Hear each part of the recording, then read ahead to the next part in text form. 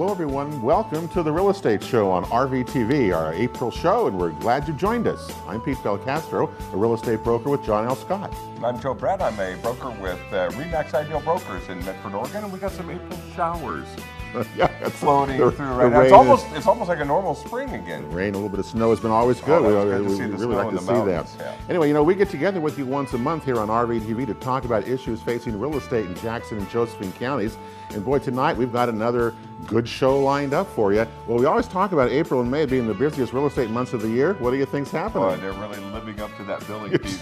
Median home prices are on the rise. Yeah. Demand still is high. Yeah. Kind of a seller's market that's coming around. We're going to have to take an extreme look at our MarketWatch in the first segment tonight. And we're going to have some great information from Josephine County and some rural property sales that are trending right now. They're going up, aren't they? They are. There's a lot of rural demand property out going there. up. Well, in the second half hour of our show tonight, Carlyle Stout, who's an attorney in the Rogue Valley, will be along with us. And we're going to be talking about landlord-tenant relations in rental properties. It's one of the biggest topics out there. So if you own rental property or you know someone who does, this will be a good conversation to listen to. Carlisle's very, very good. He is an arbitrator. You talk about the rental market, how tight it is, prices are going up. We'll talk about that in a little bit later with him as well. So that's going to be pretty good. We've learned from Laurel Adams that the rules and the laws and regulations change frequently as well. Yeah. It's always good to stay up to speed with those, for sure. Right, the Real Estate Show is also on every weekend on KMED Radio, AM 1440 and FM 106.7, Saturday at 11 o'clock and Sunday at 9 o'clock. We hope you'll tune in to any of those shows.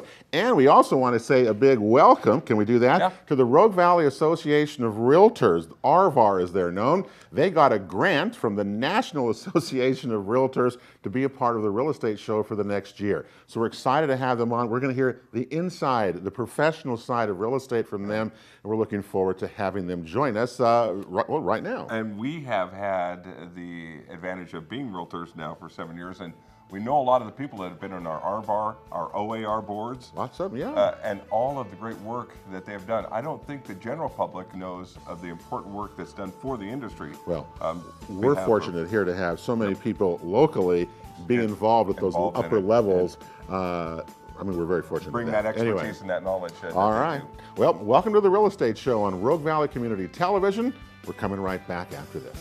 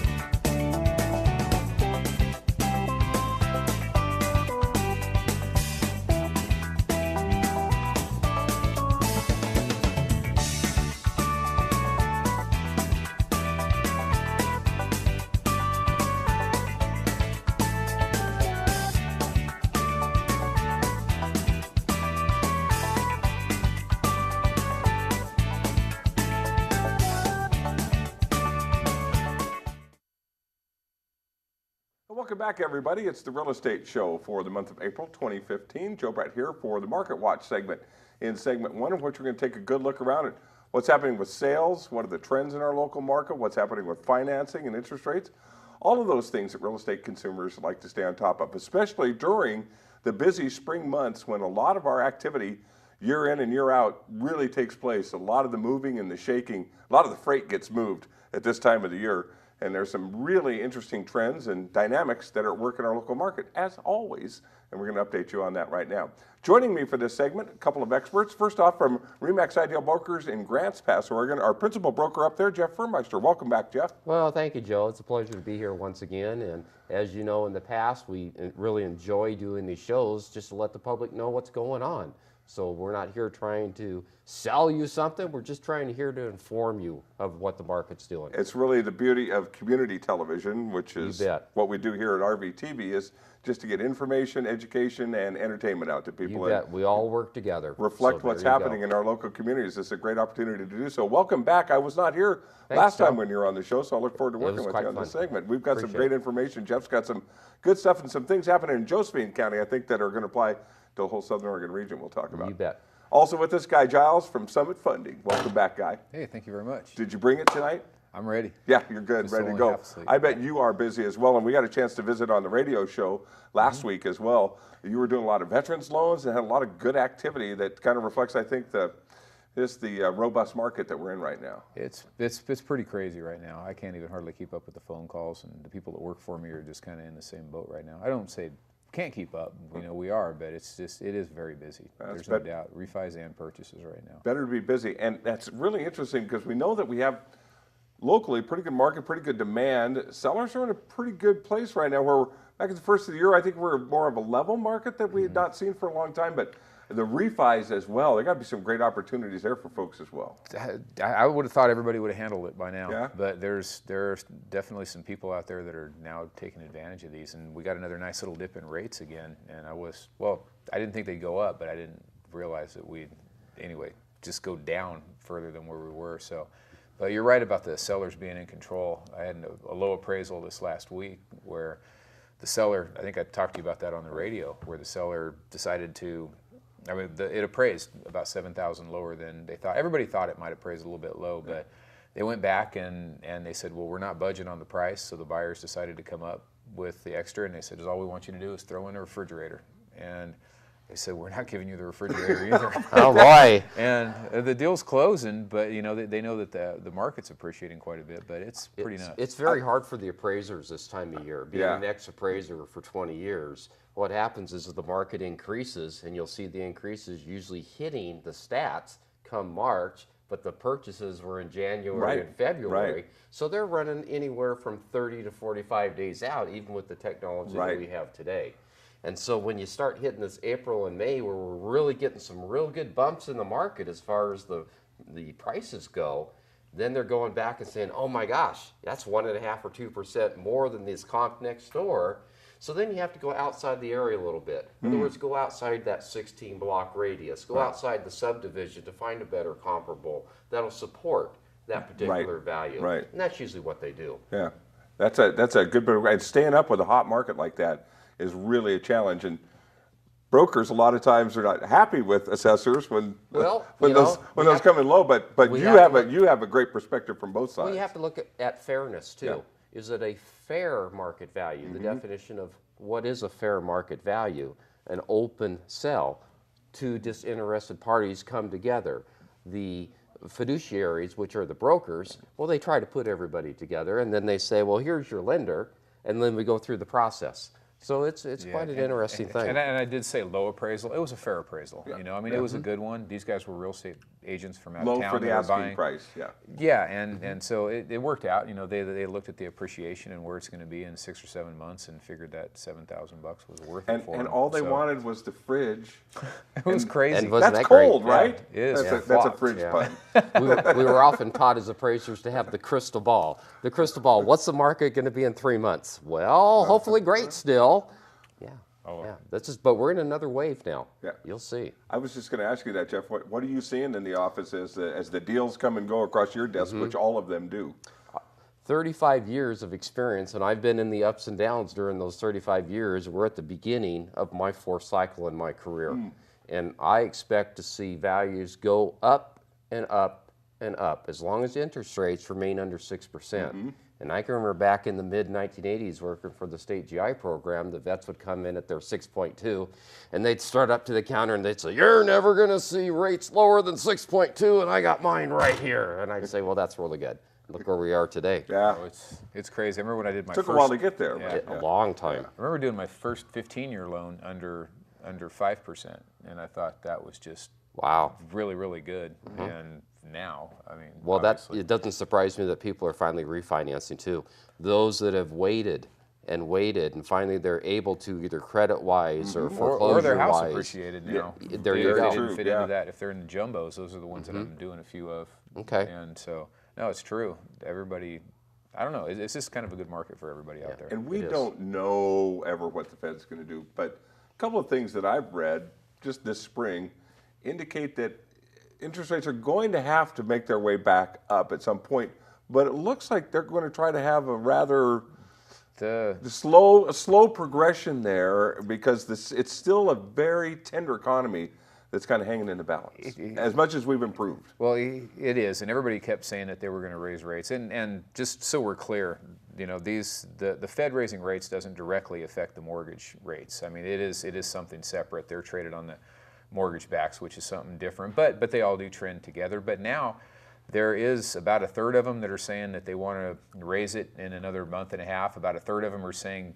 maybe sometime by the end of the year, and the other third are saying sometime 2016. So there's a whole lot of dissension in that. I mean, there's definitely not anybody saying that this is when it's going to happen. They've actually raised the bar a little bit for what'll have to happen to the economy to make it go up. So I think we're, well, like I've been saying since last July when I started the program, we're going to have some decent rates for a little while. Go ahead. And we're kind of in a split market where you have the market values in the 150 range, and then the 350, the 417.5 jumbo stuff going on, and the stuff in the middle is like a hotcake right now. It's just going bang, bang, bang. And then the lower end is just scooping up like this. And we'll talk about some of the increases a little bit later in the show. Yeah, and the affordability index goes up with that. So first-time home buyers and folks that are renting right now, maybe still kind of on the fence or looking at their situation, wondering, you know, is it time for me to go? Probably sooner than later is your best bet. Well, with the USDA programs and your FHA ones that you guys offer, boy. Yeah, there's some good ones. I got to quit kicking the table. I'm sorry, you guys. Been doing this for a while and I have never kicked it until tonight. Wow. So, no, there's some good programs out there for sure. Probably pretty much to fit everybody. And before we get into our MarketWatch statistics of the local region, I had a chance to visit with Jeff before the program a little bit, and you've got some really hot rural property sales in Grants Pass, tied to some recent developments and trends in the state of Oregon, and there's a sub-market that's starting to catch fire up there, it sounds like. I think so. What we're seeing is that we're seeing large pieces of property, meaning 20, 40, 80 acres, being purchased now that haven't been purchased and on the market for 6 or 8 years. Wow. So we're seeing possibly investors, possibly people finally selling their homes, whether it be California or Seattle or East Coast, coming out and finally getting that piece of Oregon that they've always wanted. And there are a lot of agricultural opportunities. We have a GMO-free counties, and we're going to have small farms. The marijuana industry is going to be a huge impact on some of those rural property purchases, with Measure 91 having passed and the medical marijuana demand that's already in place. We haven't, because of the state legislature and OLCC, haven't come down to the final guidelines yet, so we don't know what effect that's going to have. But I think it's kind of like when people pick a stock, they think about what may happen in the future, and they'll go ahead and invest now in order to get that return. Obviously, there's risk involved, just like the stock market or anything else. But my point is that now's the time to get in on some of these land parcels if you can, because our inventory on those big chunks of land has gone from here, let's say, to here. Right. And the demand is only going to grow as more and more of those are snapped up. Demand, supply, price. And these are not all folks with the Oregon dream, like couples or single individuals that are buying these properties. It's kind of mixed. I was looking at the Money Magazine article back in March, and they were saying that about half of the second home sales were along the coast. And I'm going, okay, well, if that's true, where are the rest of the people going? Well, they're getting out of the metropolitan cities and going into the rural areas. So part of that is correct, Joe. Yeah, and we're going to see some fantastic growth. We know that in Southern Oregon, in our region. Just get ready for it, because the people are going to come. Hopefully the jobs are going to come with that. That's one of our keys, but we are going to experience that we believe big so. time. In our Grants Pass region, obviously it's been announced that Winco's coming in. Yeah. And everybody's very, very excited about that. And sorry to say for the Medford group in Jackson County that our grocer people have been driving over here, and, you know, but that's okay because our population is increasing. I took the loop back down from Eagle Point around the hills and looked at the old orchards and stuff before I came here. And I was looking at all the new construction that's going on. My gosh, the builders are as busy as ever right now. Yeah, and that's great for us. We need them to be busy. In fact, we almost don't have enough builders and enough guys in those trades and in the construction businesses to keep up with it right now. Exactly. We were talking a couple months ago with Brad from the Home Builders Association. He was talking about the lack of people being able to support those general contractors, those licensed people and stuff like that, the subcontractors, the electricians, the plumbers and things like that. You're absolutely correct. We couldn't build a thing for 3 or 4 years, and now we can't keep up with all those that we want to build. Right. Let's take our time right now to peek at the monthly statistics that we'd like to gather for you. And these are, remember, 3-month snapshots from 2014 to 2015, and we're going to be looking at the January, February, March numbers for this year. So we'll go to our PowerPoint slides and get you our MarketWatch update right now with Jeff Fuhrmeister and Guy Giles as our experts on the panel tonight. First off, for existing home sales, this is in Jackson County. 2014 to 2015, the number of homes sold increased. The number of days on the market increased, and so did the median there, up 14% from a year ago, up over 25% from 2010. So certainly those are some of the numbers that indicate the kind of the hot market we've been talking about, Jeff. Exactly. And one of the figures that I'll go down a little bit more on this is that the number of homes sold was actually, I've got some numbers. There we go, 365 versus 435. But let's break it down into a little more categories. It seems that there's a few areas that are really doing well.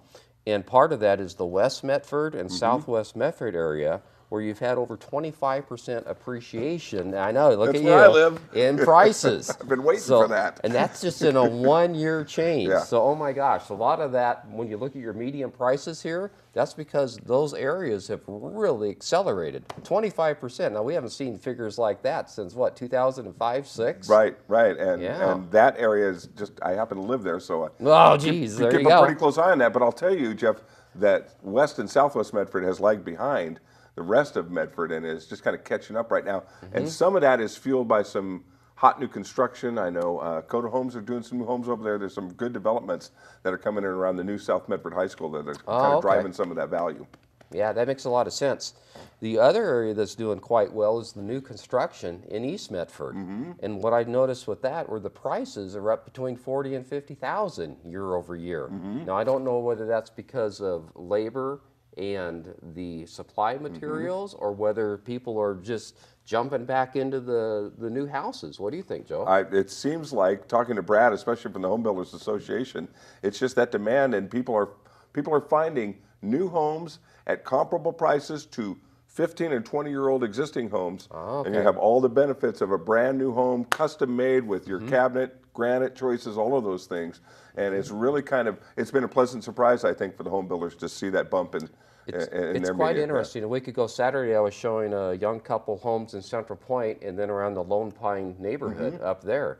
And boy, they were just surprised at how much new construction was going on. And quite pleased, by the way. Yeah, they're building all the dirt that was left and was kind of just out there languishing is getting rid of those dandelions. Being taken care of for sure. There we go. Guy, new homes as opposed to existing homes, what kind of loans what kind of balance is there with loans for new homes? Are you seeing a particular demand? I guess there's a ton more new houses that are being sold. I don't have any actual statistics as far as that goes, but I'm definitely doing a lot more loans on these new houses. I mean, they're bargains for people coming into town, moving from there, and I think that's probably the reason for all the appreciation right now, at least up in the East Medford areas. All the people that I have coming into town, they lived in a shack down in, California someplace that was $800,000, and they come up here in a shack, yeah. Yeah, it's I mean, porches caving in, and they come up here and they can get a brand new house. There you go. That's just better use of your money to buy a brand new product when you get up here, when money's not an issue. Do you remember it used to be that when somebody sold a California home, they'd have between 500 and 800,000, okay? And then they'd come up and they'd buy an estate here in Southern Oregon. So what do you think it is now? Are the people, they have 300,000-400,000 now, and they're still going to get a small loan to make the difference up? Yeah, and a lot of it's tax, tax reasons that they do it. I mean, a lot of them don't even have to get a loan at all. So there is a lot of cash buyers up here that we have not seen at all in the last few years, and I rarely see anyway, other than my favorite realtors that are telling me. They used to come and buy 2 homes up Exactly. here. The equity refugees. They would love them. buy that river property for $650 to $800. Yep. And then they'd go out and buy something else, an investment property for maybe $250. Yeah.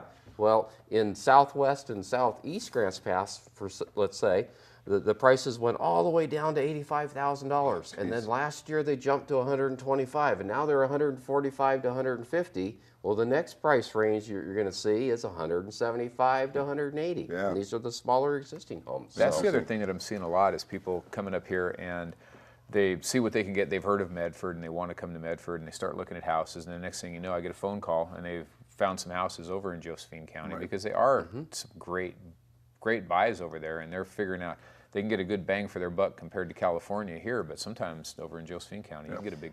I usually get 1 or 2 phone calls a day for somebody looking for a house to rent.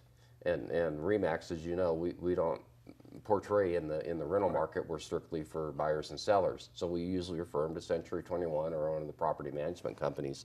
But you're right, and they're looking for the larger loans, and they're doing equity lines of credit on some of the big homes that they bought here, whether it be in the last 5 years or 3 years ago. It's changing for sure. So get in We're there back now. into a decent market. Ever-changing market it is for sure. New construction home sales, about the same number of sales, but the days on market came down dramatically and the median price went up dramatically. I think that just reinforces we got some demand, and I think some of the people that are moving up here are finding that new home price to be very competitive with the existing home prices. In Jackson County, 79 days versus 114 days on the market. Yeah. And that's a substantial change. Yeah. And anybody that's thinking about, I'm going to stay there for 5 or 10 or 15 years, and they want to get that low interest rate and try to buy the best house they can, that's what's happening. That's a sweet there. That's hitting the sweet spot right there. Mm-hmm. Rural property sales stays about the same, but I bet you we're going to see a tick up in these until we run out of rural properties on the market to sell. 38 for the 3-month snapshot, January through March this year compared to last year, 43. But totals 100 sales to 90, and the median right about 287. I noticed quite a jump in when you talk about rural properties in the Applegate Rouge area, and it seems that those areas are in for this little mini boom in addition to everything else. The other spot that I wanted to point out that's kind of interesting right now in Jackson County is looks like Ashland's pretty much straight lined or even dipped a little bit as far as what the prices are, the days on the market, and the ratio between listing price and sold prices. In Jackson County, what do you think the ratio is, Joe, as far as the average listing price versus closed price? Boy, I bet you it's pretty close to 100%. Well, it certainly is in Josephine County. I ran some stats, and it's between 98 and 99%, which will lead us into what's happened with some of the short sales in the REO properties. Once in a while we get a person coming in, whether they're an investor or somebody just looking for that great deal, and they're going to offer $20,000 less or maybe 10% less. Well, guess what happens? It never goes anywhere. Nope. No, because the prices have already gone past that dip, and they're already up here. And whoever's holding that property knows that. Exactly. And so when we talk about whose market is it a buyer's market? Is it a seller's market? It is now turning into seller's market. Seller's market, definitely. The buyer, it was pretty even there for just a minute there. I'm definitely encouraging people, look, if go in, you just can't go in and lowball people anymore. Those days are over. You're going to have multiple bids on every house, and you're just going to wind up losing it. I mean, I don't encourage people to offer more than what's fair or what they can afford, but But you just, I used to get phone calls every day. Hey, I want to find a good deal. I'm like, cool, go find Yeah, go, go if- find Let me that know. good deal. Let me Yeah. know where You you got it. do and where you Yeah, do. Yeah. right behind Because you. otherwise, that ship has sailed pretty It much. really did, yeah. We got to get moving along. Got a few minutes left. Jackson County, all homes on the market, just 3% increase for 2015, but that's because we're moving homes pretty well. Had pretty good inventory last year as well. They're moving great. Yep. They really are. This is not one of those depressed areas anymore in Southern Oregon. This is in the top 10 of everybody that you talk to now. Southern Oregon is going to be another boom. It's another place to live. Like to hear that. Yeah. Distressed properties, right about the same, but again, equity sales or traditional sales are dominating the market. Look at the bump in the median price, though, Jeff and Guy, for those distressed properties. That's exactly what you're alluding to. Yeah, we've seen the trend. Most of the lower properties that the banks were hanging on to, some of the individual investors were hanging on to, guess what? They finally went up to the point they could sell them and get out of them without too much of a deficit, or no deficit at all, maybe make a little profit.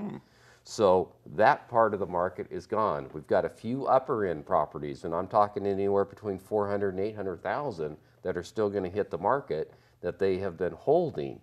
One of the Les Pindus notices that you'll see, meaning a judicial foreclosure, a lawsuit per se, versus just going through a sheriff's sale. That's about what's left in our market right now. Wow. And yeah, once that's gone, maybe a year from now, 18 months on the maximum, you're going to see that number of foreclosure short sales even diminish more, and probably down to between 0.5% and 1%, and that's about normal. That's about where traditionally Yes, where that's we see those numbers. whether it's in the 80s or the 90s, post 80s. And we saw it get as high as 65% of the total sales It's at just one point. amazing the turnaround that we've had, and we all survived. So There there you go. Pete and I got our license right as the roller coaster really took off, and it was great. Yeah, But we've learned a lot, as have our real estate consumers. That's a good point. We've probably lost about 1/3 of the brokers, and it's always about 20% of the brokers do 90% of the business anyway. But that other third, they fell off the bandwagon. They're gone.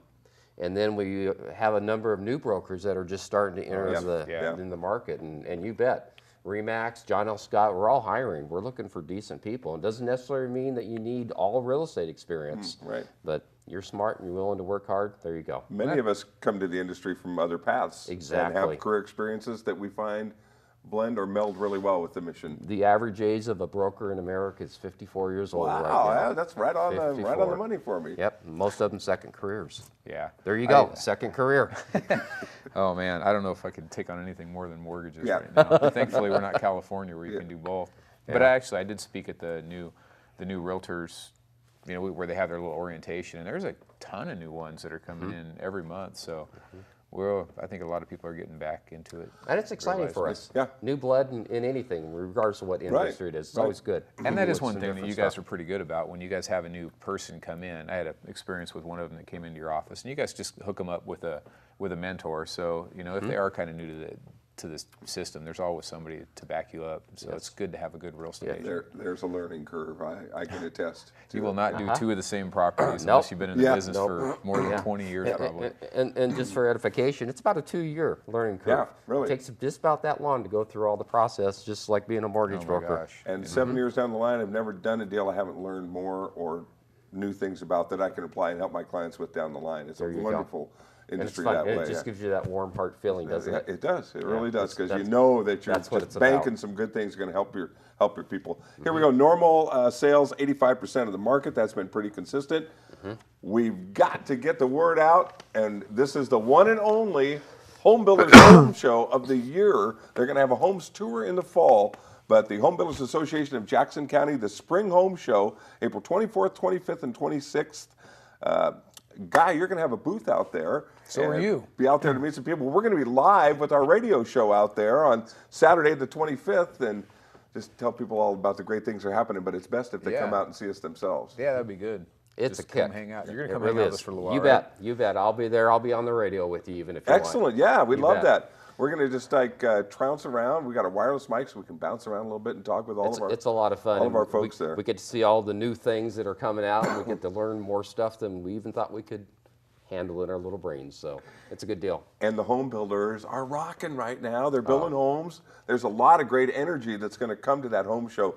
April 24th, 25th, and 26th. That's just over a week from now. So put that on your calendars, on your radar for the end of the month, because it's a great place just to get out and see new things, awesome new things. Get some ideas. Make your wife happy. Yeah, do a couple projects to the house. Take your wife and bring your Excel spreadsheet for your budget with you. That's right. So you can just start plugging it in. And remember, you can always crop those photos that you take on your iPhone. You can go from here to here to here and say, that's what we're going to do. It's a really great show. Yeah, and it's fun. come out and see all the folks that are helping us to build Jackson County and take us forward for these years to come, because there's just some great things and some new things each year out there that will really kind of catch your attention. Jeff and Guy, thank you for a great Market Watch. Really appreciate it. Oh, you're welcome. It's always fun. It's fun to talk about Jackson County and Josephine County, or blend the two together. We're all kind of like buddies in the whole system here, and that's what it's about. There's not a lot of outlets or opportunities otherwise for our real estate consumers in Jackson and Josephine County to get this timely Not very much. information. I mean, you have the old means, the old papers, and then you have the internet, and how much can you believe off of that? So here you are live. So here we try to entertain you a little bit and bring you some information and hopefully make you better real estate consumers. That's what the Real Estate Show is all about. Thanks again, guys. You're welcome. We're going to take a time out right now, but stay tuned. When we come back, property management, landlord and tenant issues with Carlyle Stout and Pete Belcastro. You're going to learn some more great things when we come back after this timeout.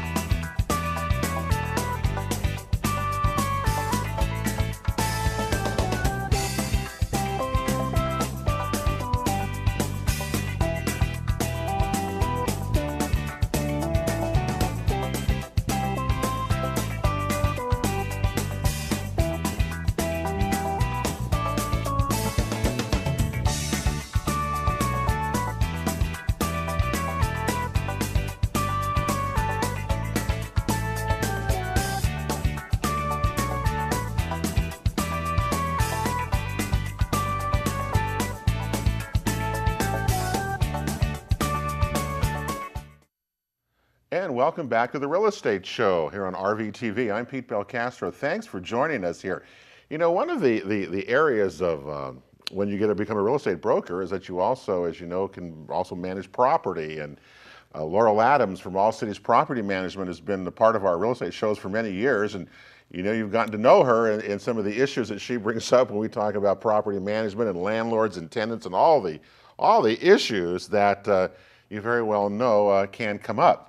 Well, Laurel's not here tonight with us, but we have a very able replacement in Carlyle Stout, who's joined us. And Carlyle's an attorney here in the Rogue Valley, and you've been doing this a long time about landlords, tenants, rentals, properties, haven't you? Well, 36 years now. Yeah? And you still enjoy it. I get that sense from you that you, it's still a challenge and it's still kind of fun for you. Is that pretty close? Yeah, well, I like helping people out. You know, you solve problems when you help clients out. So. Yeah. So as an attorney, do you kind of represent landlords, tenants, combinations, or tell me who's going to come to you, I guess, in need of help? All of the above. Yeah. So I represent primarily landlords, but also tenants. I represent a lot of property management companies in town, okay, and both residential and commercial. So all aspects of landlord-tenant, but my emphasis is more on the landlord than the tenants. And that keeps you busy. You think, well, there wouldn't be that much to keep an attorney busy in landlord-tenant rules, but then that's really not true. There's a lot. There's a lot to do. Tell people what are some of the, I guess the biggest issues that you have to deal with, I guess, as an attorney and trying to mediate or whatever the kind of disputes. What would be some of the things that come out that I guess you deal with? Because we have a lot of viewers and listeners of our shows who are investors, who want to buy properties maybe in the future. So what are the issues, the biggest issues that come up that you have to deal with? Well, most of the time if people come to see me, they got some kind of a problem. Yeah. And so if it's a landlord-tenant issue, typically they want to terminate the tenancy because the tenant hasn't paid rent or the tenant's doing something they shouldn't do or something like that. And so they usually involve issues about terminating a lease or a rental agreement for some reason. So eviction. And eviction is not easy, is it? Well, it depends. It can be, it can't be. Yeah. I mean, if they're contested and you have a hearing or a trial, they can be quite complex. Yeah. If they're not contested or if you can negotiate or mediate them, then they can be resolved fairly quickly sometimes. What drives landlords to do that? I mean, to evict? I mean, don't you have a lease agreement with somebody or a month-to-month tenancy or something with a tenant? So why do you have to go through the process if you have a lease that's going to end and the tenant has to go anyway? Why would the landlord go through the process of trying to evict somebody out, and you may lose that. You may even lose. You might. Sometimes they do. The primary reason is the tenant hasn't paid rent. So if the landlord doesn't take affirmative steps to evict the tenant can just sit there and not pay rent. Most landlords don't like that. Yeah, right. So then they have to terminate the tenancy and they have to give a notice, and the notice is very technical.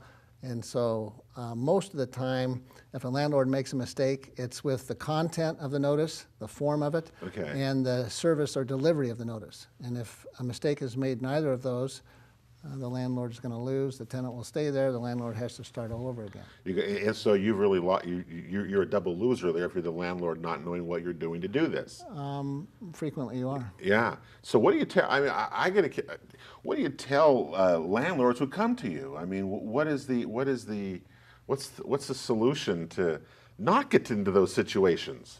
Is non-payment of rent, by the way, is that the #1 issue that will get you evicted? Is that it? Yeah. Yeah. I mean, and how long do I have to not pay? You have to do it every month, right? It can't go every month and go down the line, right? So the soonest you can evict someone is if they haven't paid rent within 7 days of its due date. So if your rent's due on the 1st and you haven't paid by the 7th, on the 8th, a landlord can give a termination notice. And then the tenant has a window in which to pay the rent. And if the tenant doesn't pay, then the landlord has to file an eviction proceeding. So from day one, if the rent's due on the 1st, it's going to take a landlord a month before they can get them out. Right. It just takes that long for the court process. But in response to your other question, I would say the most important thing I think a landlord can do is to educate themselves. And there's a group in town called the Southern Oregon Rental Owners Association. It's a nonprofit group of landlords by landlords. I'm on the board. I've been past president. Laurel Adams on the is board. past president of that, yes. And the purpose is to educate landlords. And we give seminars 4, 5, 6 times a year on how to fill out notices, on landlording, provisions to put in your leases, all kinds of things like that. And it's very important because the more a landlord knows about something, the more they're aware of it, the less mistakes they're going to make, the better tenants they're going to get, and the less hassles they'll have. The less problem you have, and of course in real estate also, the more profitable you're going to be in your investment if you take care of it. So I was asking Carlyle before we started our show. I go, leases are always, you got to have a sign a lease when you do this. And I've seen standard leases for people. You can get them off the internet. You can get them off from Joe downtown at the market. But you have your own leases that you kind of not personalized, I guess. I brought down to what your years of experience. Whereas a standard lease might be 1 or 2 pages, but yours is much bigger than that. So tell people what you've done with that, because it seems to make a lot of sense. But tell why you have a longer lease than normal. Well, my I customize the lease You to fit customize it, to fit right. the client's particular, because each rental unit's different. Some are Okay. 2-bedroom, 3-bedroom, some have certain amenities, some don't. So depending on what the client has, I customize But the you lease. don't use a standard point. First point, you do not use a standard agreement. You customize it to each unit that you have. Right. Well, Cool, I mean, okay. I have a template that I use. Right, but- right. And then I sit down with the client and go through it, and depending on what options they want to have, are they going to allow smoking or non-smoking? Are they going to allow pets? If they are, what are the? There's a whole bunch of different provisions that Give they me a have few to. more. What else would be included in some of those? Well, what type of security deposit they're going to charge? How Okay. much a security deposit? And if they allow pets, they're going to have a security deposit for each pet. And guests, how long are guests going to be allowed to stay? If you're renting to A and B and suddenly you show up and C, D, and E are living there, if you don't have any restrictions on who can live there, then the door's wide open. So if I'm a landlord or I'm thinking about doing this, or I have 1 or 2 properties or whatever, I should not use that. I should not use that form, the standard form that you see, because it's silent. You tell me it's silent on many, many items. Okay, so there are Stevens Nest forms that you probably see at the stationery store. You can, mostly for real estate. They do have lease forms. I really don't recommend those. They're not really specific for residential leases. Plus, the ones you find in the store are frequently out of date. Out of date, so right. Real estate they forms have are that way. provisions that are either illegal now or don't apply. The Southern Oregon Rental Owners Association, that group I was talking about, does have forms, including residential leases and all kinds of notice forms, and they're pretty good. And for the most part, they do a pretty decent job. But they're not as comprehensive as something you'd get from, like from me or any other attorney that does this type of work, So it's not necessarily restrictive on some things on your leases, but you spell out what the duties are, so everybody knows. So there's no surprises for the tenant or for you as a landlord, correct? Well, you try and do You that. try to. There's always going to try be surprises. Everything in real estate, whether it's rental, whatever, there's always exceptions. In Guy Giles from Summit always likes to talk about. I said, well, what's the interest rate today? Well, I give you blah blah blah. I understand that. Yeah. So it is that. I can see that. Well, it's good it's good that landlords are getting this, because are tenants up to date? Do you think of the rules that they apply, or tell me where kind of tenants stand on some of this stuff? I would say most tenants are ignorant of their rights as tenants. And I would say most landlords are not aware of all of the rights and obligations and liabilities they have. And that's one reason we teach these classes and urge them to educate themselves. Yeah, and I think leases are probably, if you don't have a good solid lease, you open yourself up for potential problems. That's true. The same That's of kind of the a basic rental out of the agreement, deal. whether it's a month-to-month or a lease. If you don't, Yeah. Now you own rental properties yourself. I do. And I've been reading in some places that when you get into a tight rental market, people tend not to do leases, or they tend to maybe not do a lease, but do a month-to-month tenancy. Do you see that happening? And is there an advantage to the landlord or the tenant to maybe not sign a lease, or to sign a lease, or to maybe do it month to month? Is there a better way to do it? Is there one better than the other, I guess, in your opinion? the answer is it depends. I know. So the trade-off between a month-to-month and a lease is, in a month-to-month tenancy, a landlord or a tenant can terminate it anytime, no Okay. reasons, 30 days notice, or if it's been more than a year, the landlord has to give So a 60 days tenant may notice. want to do that if they want to move quickly, or they may not want to be in a certain place for a long time, right? That More, might it gives be an them more advantage to that. flexibility.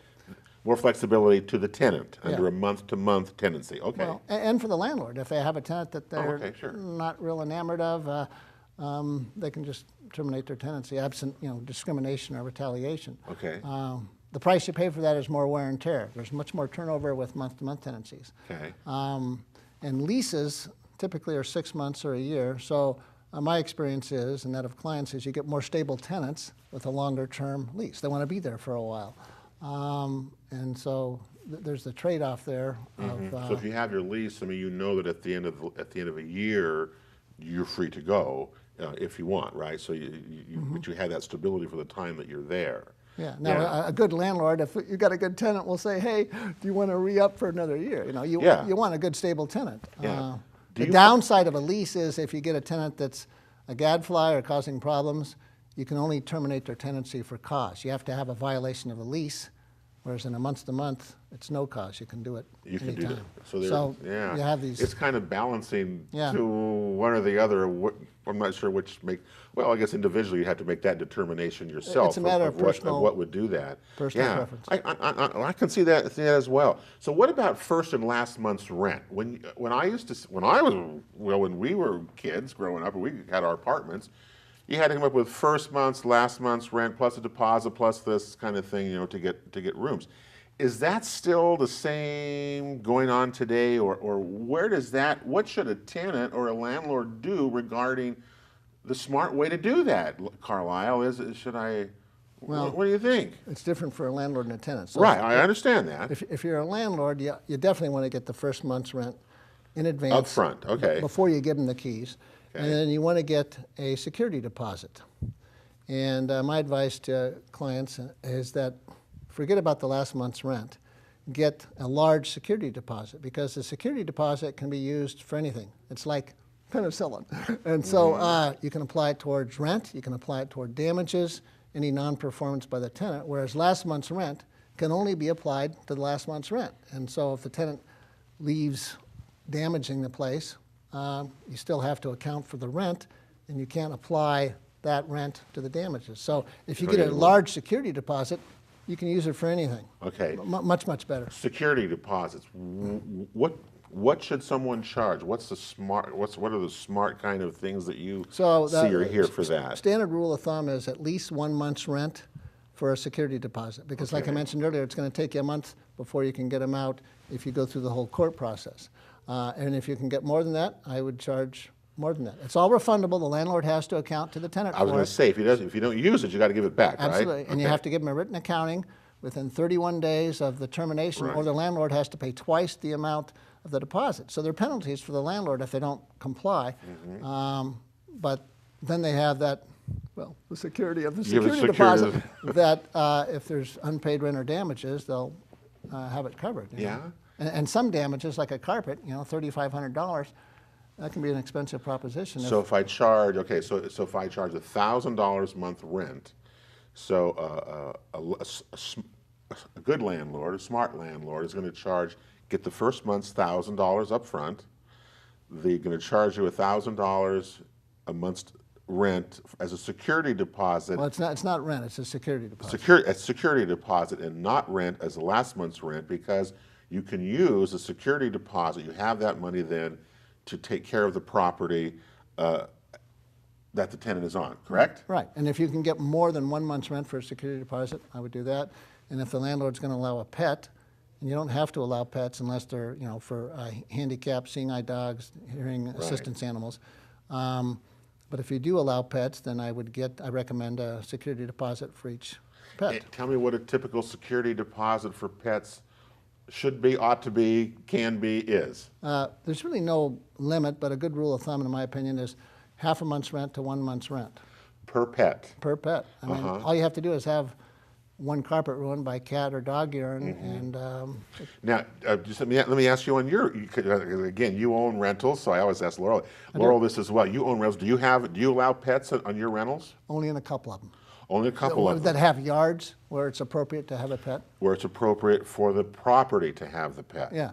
And how does that work out for you? Have you had problems with that? Because I heard all sorts of stories. From I haven't. You have not had that. So people will take care of the places. Well, good tenants will. So good tenants will. One of the best things any landlord can do is to thoroughly screen their tenants. And so that means a face-to-face meeting with them, with everyone who's on the rental agreement, checking all references, calling them, checking employment, doing a criminal history check at the courthouse.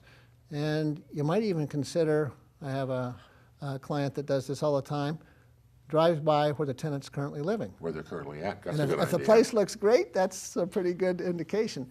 If there's disarray and the place is all trashed, what are you going to think? Do you call the references of the people who apply to rent? You do call them?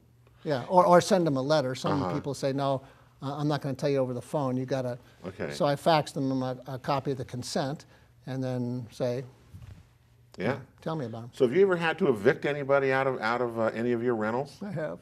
You have. Not very often, but I have. But you have, and you obviously deal with a lot of that in your law practice. Obviously, I do. It's probably not got to be a fun thing to do. I wouldn't think. No, especially when you're doing it for yourself. Because you know you're in trouble at that point. Besides pets, okay, what else can you? Smoking. Tell me about smoking. Can I? Okay, so smokers are not members of a protected class. That means you can discriminate and not allow smokers, and that includes marijuana smokers. Okay. Even though marijuana is going to be legal on July 1, that doesn't mean you have to rent them. It'd be like if cigarettes were legal on July 1. You don't have to rent to people that smoke. So you can say no smokers, tobacco, marijuana, or any other substance. And you can just refuse to rent But if you those. do not have that in your lease, it is silent, then what happens?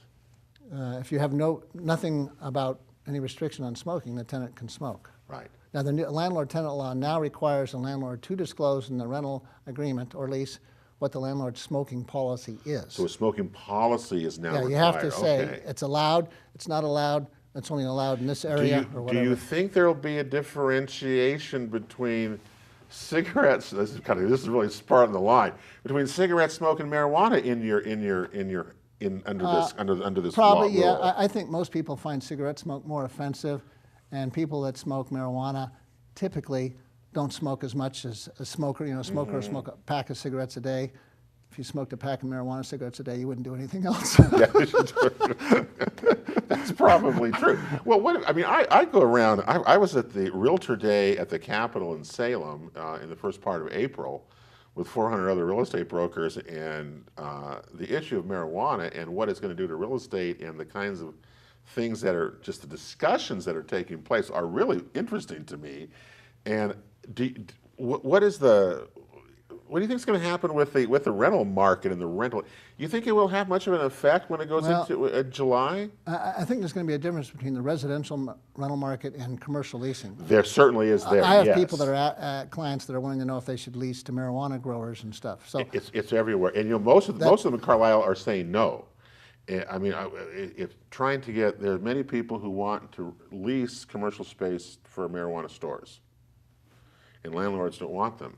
And they have the right to say no to that, correct? Yeah, absolutely. Okay, yeah, and we're seeing that. So I don't think it'll affect residential markets because you can still not allow smoking of any kind, like I said. You can prohibit growing or cultivating, even though it may be legal. You can say, I don't want you growing any marijuana on the premises, and you can do that. Yeah. The commercial issue about leasing property for growing, OLCC still hasn't come out with all the regulations yet. So there's going to be a whole host of stuff. And then, of course, under current federal law, it's illegal. So I've been looking at seminars put on for attorneys about this sort of stuff, and it's still up in the air. There's a lot of stuff we don't know yet. Well, I've been to several classes, and just in terms of real estate, and I didn't realize that the issue of grow houses and people renting and doing things in properties and stuff, or renting properties as grow houses. I mean, you go on and on it goes, and it's such an interesting topic that we've never faced before, and yet it's almost here, and it's going to affect us in whether you buy and sell properties and how you inspect them, rentals properties, and what you allow and don't allow. It's going to be legal. You're going to have it's going to keep you busy in the attorney business for probably a long time. I would think. You think? Yeah. There'll be a flurry of activity initially. After a while, it'll just be like, someone selling yogurt or stuff like that. The law will gel in this area, and there'll be standard lease clauses to address all these issues. And well, the biggest thing I've learned from you tonight, Carlyle, is that, gosh, if you do own rental property and that you need to have a smart lease. Yeah, I'd like to give the listeners this website. So this is the rental owners. Southern Oregon Rental Homeowners Association. Yeah, it's www.soroa.net. SOROA.net. SouthernOregonRentals.net. Yeah, Southern Oregon Rentals. And you can Google it too and find them. Yeah. And I would And there'll certainly be advise a people to do website, that. lots of information on there, upcoming meetings and seminars. We have a meeting once a month, every month except July and August. And always have someone talking about, I think for May, Stacy Krause of the Medford Police Department is going to be talking about domestic violence. That's a big issue. So we always have some. Yeah. Well, we hope that people will do that because, gosh, the more you know. We're almost out of time here. Do you still think today, I mean, I'm curious as to what you think of this, is it still a good investment to buy rental properties for and invest in them? I mean, I think all the things, all the rules, all the things you hear, is it still a good investment? I personally think so. As long as people keep having babies, they got to have some place to live. So not everyone can afford to buy a single-family residence. They're going to have to rent. And if you take good care of your places, you're going to get good tenants. Currently, you get depreciation.